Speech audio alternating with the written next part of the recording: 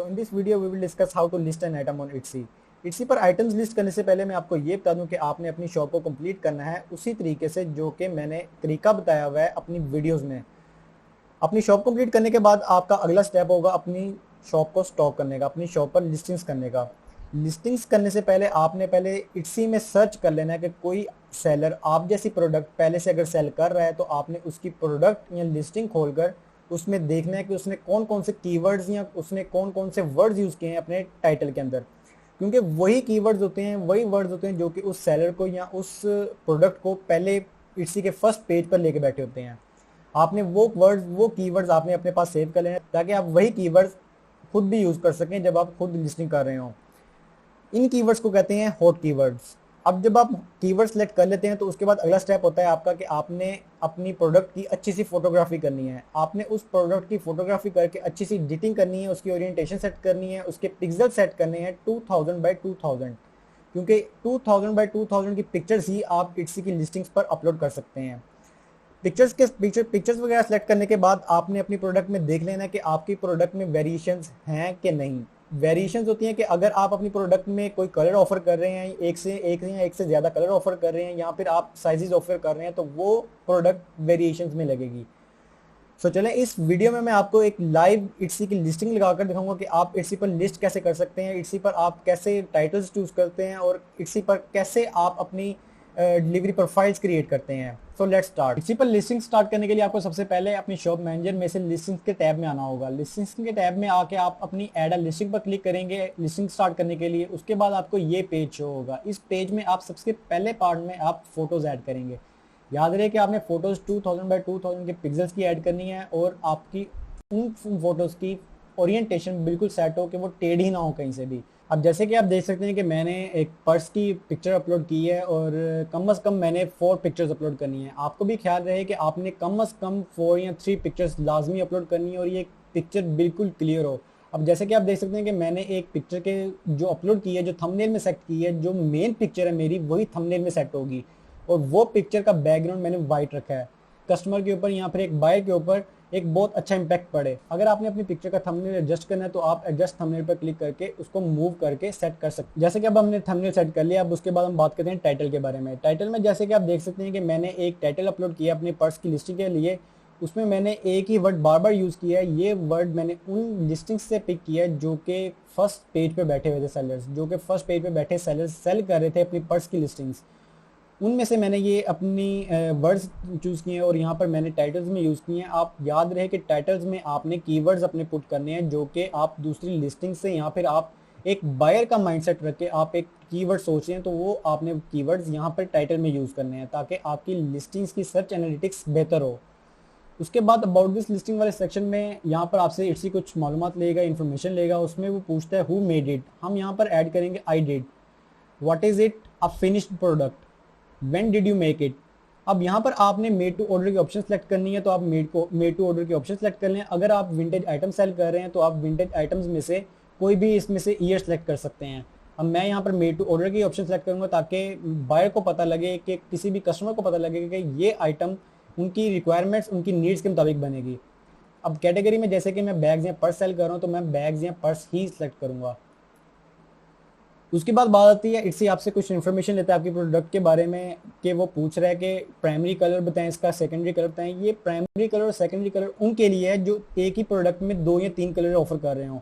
जैसे कि अब मैं इस प्रोडक्ट में 2 कलर्स ऑफर कर रहा हूँ, ब्लैक और ब्राउन, तो वो एक ही प्रोडक्ट में नहीं है, वो डिफरेंट प्रोडक्ट्स हैं। तो ये कलर मैं वेरिएशन में दूंगा। जैसे कि अगर आप एक ही प्रोडक्ट लगा रहे हैं और उसी में ही कलर्स हैं 2, तो आप यहाँ से जो ज़्यादा कलर है उसमें तो आप वो प्राइमरी कलर सेट करेंगे और यहाँ से आप सेकेंडरी कलर सेट करेंगे।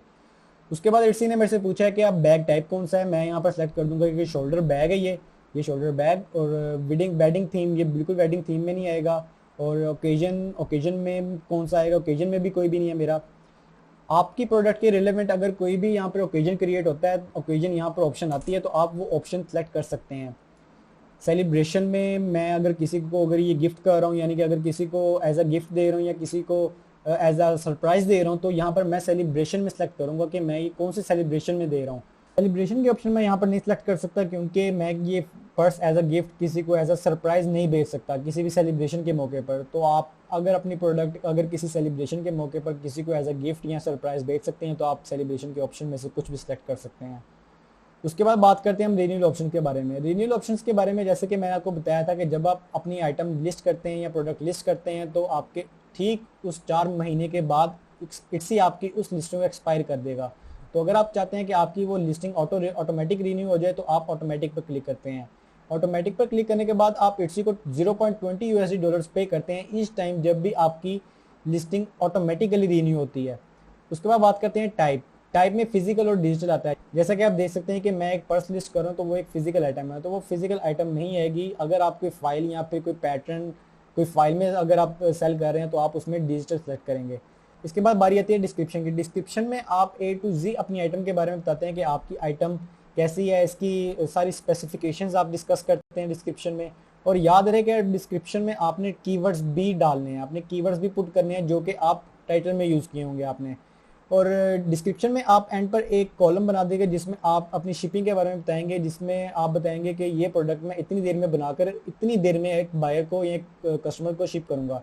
क्योंकि बायर्स या कस्टमर्स कभी कभार पॉलिसीज वगैरह आपकी चेक नहीं करते, वो आपकी डिस्क्रिप्शन में ही देखते हैं कि ये हमें प्रोडक्ट कितनी देर में बनकर मिलेगी।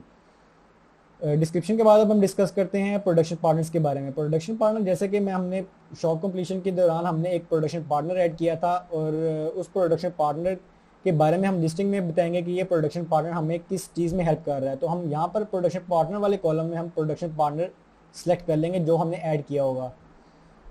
प्रोडक्शन पार्टनर के बाद अब बात आती है सेक्शन की। सेक्शन में आप वो चीज़ ऐड कर सकते हैं कि जैसे कि मैं पर्स एक लिस्ट कर रहा हूँ तो मैं एक पर्स का सेक्शन बना दूंगा, तो जो भी मैं पर्स की लिस्टिंग करूंगा वो पर्स के सेक्शन में जाएगी। ये आपकी शॉप की लेआउट के लिए होता है कि जब कोई बायर या कस्टमर आपकी शॉप को ओपन करता है तो उसमें आपके डिफरेंट सेक्शंस दिखता है। जैसे कि मेरी शॉप है पर्स या लेदर बैग्स के बारे में, तो जब कोई बायर या कस्टमर मेरी शॉप ओपन करेगा तो उसको डिफरेंट सेक्शंस मिलेंगे पर्स बैग्स के हवाले से। उसके बाद बात करते हैं टैग्स की। टैग्स में आप डिफरेंट कीवर्ड्स एंटर करेंगे एज अ बायर। आप माइंडसेट रख के बायर का माइंडसेट रख के आप कुछ कीवर्ड्स सोचेंगे या कुछ कीवर्ड्स आप दूसरी लिस्टिंग से पिक करेंगे जो आप यहाँ पर पुट करेंगे कि अगर कोई बायर आपका वो कीवर्ड टाइप करता है सर्च में तो आपकी लिस्टिंग फर्स्ट पेज पर इट्सी के फर्स्ट पेज पर आपकी लिस्टिंग उसको शो होती है। तो टैग्स वाले पार्ट में आप अपने कीवर्ड्स अपलोड करेंगे और आप अप टू 13 कीवर्ड्स अपलोड कर सकते हैं। अब जैसे कि आपके सामने मैंने टैग्स में डिफरेंट कीवर्ड्स एंटर किए हैं जो कि मेरे लिस्टिंग्स के मुताबिक होंगे, और मैंने एक बायर माइंडसेट रख के एक कस्टमर का माइंडसेट रख के मैंने कुछ कीवर्ड्स सोचे या कुछ कीवर्ड्स मैंने दूसरी लिस्टिंग से पिक किए हैं और वो यहाँ पर मैंने लिखे हैं और ऐड किए हैं। 13 कीवर्ड्स मैंने सारे के सारे ऐड कर दिए। और टैग्स के बाद अब बारी है मटेरियल की। मटेरियल में हम बताते हैं कि आइटम किस चीज़ की बनी है या कौन से मटेरियल यूज़ हुआ है इस आइटम में। जैसे कि ये मेरी आइटम एक पर्स ये एक जेन्युइन काउ लेदर में बना है तो मैंने वही आइटम वही मटेरियल मैंने इसमें ऐड कर दिया। इसके बाद अब बात करते हैं हम इन्वेंट्री एंड प्राइसिंग के बारे में। इन्वेंट्री एंड प्राइसिंग में आप अपनी प्रोडक्ट की प्राइसिंग और क्वांटिटी और एसक्यूज वगैरह डिस्कस करते हैं और यहाँ पर आप अपनी प्राइस पुट करेंगे। ये प्राइस अगर आप कोई आइटम अगर वेरिएशन में नहीं सेल कर रहे, अगर आप इंडिविजुअल खाली एक प्रोडक्ट सेल कर रहे हैं उसमें कोई भी साइजिंग है कोई भी कलर नहीं है तो आप सिंपल यहाँ पर प्राइस पुट कर सकते हैं। इन्वेंट्री एंड प्राइसिंग के बारे में डिस्कस करने के बाद मैं आपको बताता हूँ वेरिएशंस आप कैसे ऐड कर सकते हैं। अगर आपकी प्रोडक्ट में डिफरेंट वेरिएशन मौजूद हैं, अगर आप डिफरेंट कलर्स में सेल करना चाहते हैं, डिफरेंट साइजिंग में सेल करना चाहते हैं तो आप यहाँ पर ऐड वेरिएशंस पर क्लिक करेंगे। अब जैसे कि मैं एक पर्स सेल कर रहा हूँ तो उसके 2 कलर्स हैं ब्लैक और ब्राउन, तो मैं तो कलर्स की वेरिएशन बनाऊंगा। लेकिन अगर आप साइजेस की वेरिएशन बनाना चाहते हैं आपने यहाँ पर चूज वेरिएशन पे क्लिक करना है। ऐड वेरिएशन में आप अपना एट्रीब्यूट ढूंढेंगे। अगर यहाँ पर आपको अपना एट्रीब्यूट मिल जाता है तो आप वहाँ से सिलेक्ट कर सकते हैं। जैसे कि यहाँ पर साइज का एट्रीब्यूट अवेलेबल है, लेकिन अगर आपका यहाँ पर एट्रीब्यूट अवेलेबल नहीं होता तो आप क्रिएट न्यू एट्रीब्यूट कर सकते हैं, क्रिएट न्यू वेरिएशन कर सकते हैं। अब जैसे कि मैं यहाँ पर क्रिएट करूँगा कलर का एट्रीब्यूट, यहाँ पर मैं कलर में उनकी वेरिएशंस ऐड करूँगा जैसे कि ब्लैक और एक है ब्राउन। अब मैं अगर दोनों की प्राइसेस अगर डिफरेंट रखना चाहता हूँ यानी कि ब्लैक की अगर प्राइस डिफरेंट ऑफर करना चाहता हूँ तो मैं price very for each colour कर दूंगा। लेकिन अगर मैं क्वांटिटी भी डिफरेंट रखना चाहता हूँ यानी कि ब्लैक में 5 क्वांटिटी रखना चाहता हूँ और अगर 10 क्वांटिटी ब्राउन की रखना चाहता हूँ तो मैं quantities very for each colour भी रख सकता हूँ। ये सिलेक्ट करने के बाद हम सेव एंड कंटिन्यू पर क्लिक करेंगे। सेव एंड कंटिन्यू के बाद आप देख सकते हैं कि हमने यहाँ पर हमारे पास एक दो वेरिएशंस क्रिएट हो गई हैं, जहाँ जो प्राइसेस की भी वेरिएशन है और क्वांटिटी की भी। अब जैसे कि आप देख सकते हैं कि मैंने दो वेरिएशंस क्रिएट की हैं, ब्लैक और ब्राउन की। उन दोनों की मैंने प्राइसेस भी डिफरेंट रखी हैं और क्वांटिटीज़ भी डिफरेंट रखी हैं। अगर आप एक इंडिविजुअल आइटम लिस्ट कर रहे हैं, इंडिविजुअल प्रोडक्ट लिस्ट कर रहे हैं जिसमें वेरिएशंस नहीं आती, तो आपको वेरिएशंस ऐड करने की कोई ज़रूरत नहीं है। आप डायरेक्ट यहाँ पर प्राइस ऐड कर सकते हैं और यहाँ पर क्वांटिटी ऐड कर सकते हैं। और यहाँ पर एक एसक्यू का ऑप्शन भी है। एसक्यू एक सेलर के लिए ही एक आसानी पैदा की होती है इट्सी या किसी भी एक मार्केट प्लेस ने, जिसमें कि अगर कोई आइटम का ऑर्डर आता है, ऑर्डर रिसीव होता है, तो आपको वहाँ पर एसक्यू शो होता है। एसक्यू में आप जैसे कि मैंने दो वेरिएशंस ऐड की हैं, तो अब कोई ऑर्डर रिसीव होगा तो मुझे नहीं पता लगेगा कि कौन से कलर का ऑर्डर आया है, कि ब्लैक का है कि ब्राउन का।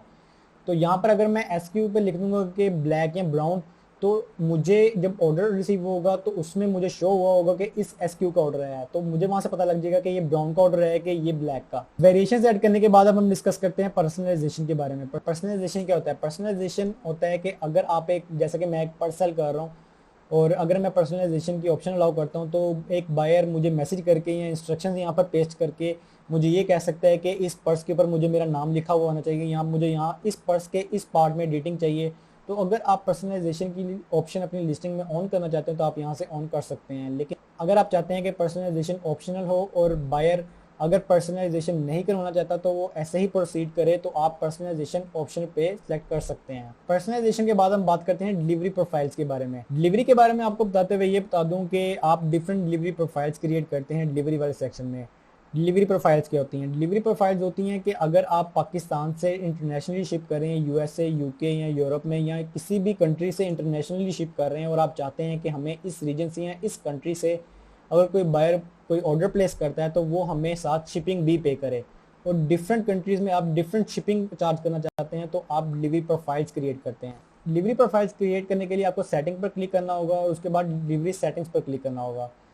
आप यहाँ लिस्टिंग के दौरान भी आप डिलीवरी प्रोफाइल्स क्रिएट कर सकते हैं, लेकिन अगर आपने डिफरेंट डिलीवरी प्रोफाइल्स क्रिएट करनी है तो आपको डिलीवरी प्रोफाइल्स के टैब को ओपन करना पड़ेगा, जो कि ये है। डिलीवरी प्रोफाइल्स के टैब में आप add a new delivery profile पे क्लिक करेंगे और यहाँ से आप सेलेक्ट करेंगे डिस्पैच ओरिजिन। जैसे कि मेरा पाकिस्तान है, प्रोसेसिंग टाइम मैं अपनी प्रोडक्ट को कितनी देर में बनाऊंगा और कितनी देर से इट्सी से शिप करूंगा, यानी कि इट्सी पर कब मैं मार्केट कंप्लीट करूंगा, वो यहाँ से मैं सेलेक्ट करूँगा। जैसे कि मैं यहाँ से सेलेक्ट कर लेता हूँ 1 to 3 बिजनेस डेज, और नीचे से मैं सेलेक्ट करता हूँ कि ये डिलीवरी टाइम क्या होगा पाकिस्तान के अंदर, यानी कि अगर आप यूएसए में अगर सेलिंग करें तो यहाँ पर आपको यूएसए शो होगा, क्योंकि डिस्पैच ओरिजिन आपको यूएसए शो होगा। तो आप यहाँ से डिलीवरी टाइम सेलेक्ट कर सकते हैं कि आप यूएसए में कितनी देर में शिप करेंगे या पाकिस्तान में कितनी देर शिप करेंगे।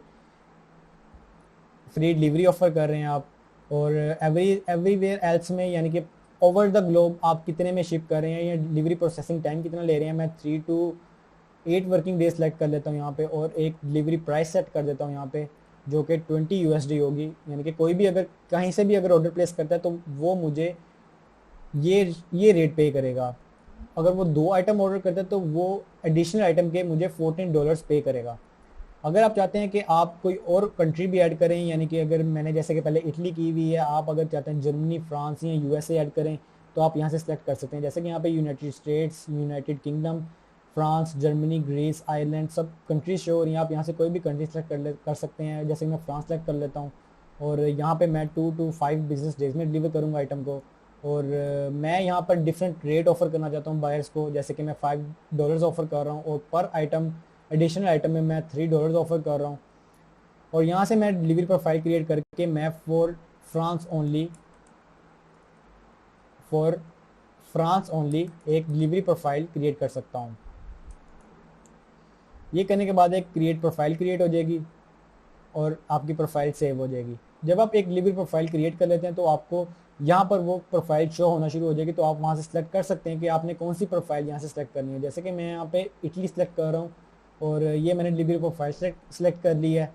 डिलीवरी प्रोफाइल में वैसे तो आपको डिलीवरी ऑप्शंस में ये चीज़ नहीं शो होगी, क्योंकि मैंने एक तो पहले ही डिलीवरी प्रोफाइल क्रिएट की हुई थी आपके लिए, तो आपको ये चीज़ शो नहीं होगी। आपको जो चीज़ शो होगी डिलीवरी ऑप्शन में वो आपको ये चीज़ शो होगी, यानी कि सेम डिलीवरी प्रोफाइल जैसी।